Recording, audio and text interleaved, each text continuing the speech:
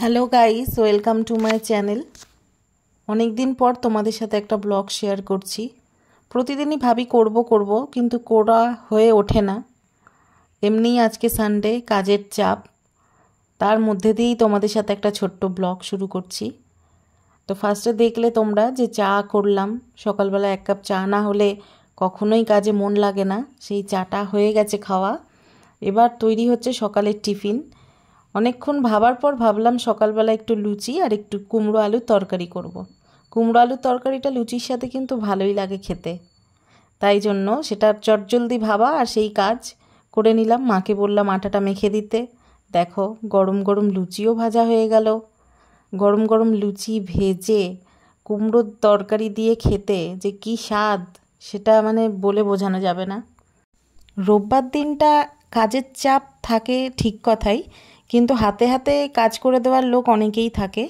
মাকে বলি যেমন টুকটাক কাজ করে দেওয়ার জন্য। হাজব্যান্ডের ছুটি থাকে বাড়িতে, সেও অনেক হেল্প করে দেয় কাজে। দেখো গরম গরম লুচি ভাজা হয়ে গেছে। এবার আমি দেওয়ার জন্য থালায় বেড়ে নিচ্ছি। মাকে দেব, বরকে দেব, তার জন্য গরম গরম লুচি আর তরকারি। অনেক দিন ধরেই ভাবি জানো তো যে ব্লগ করব, কিন্তু করে ঠিক সময় হয়ে ওঠে না। তাই ভাবি যে না, অত ভাবলে হবে না, ঠিক একদিন না একদিন করতেই হবে। দেখো হাজব্যান্ডকে দিয়ে দিয়েছি গরম গরম লুচি আর তরকারি পেয়ে, সে তো খুব খুশি। আসলে প্রত্যেক দিনই তো অফিস থাকে, একটা দিন ছুটির মধ্যে থাকে। মাংস করব বলে দেখো আলুগুলো কেটে নিয়েছিলাম ফার্স্টেই। এবার আলুগুলোকে ভেজে নিয়েছি।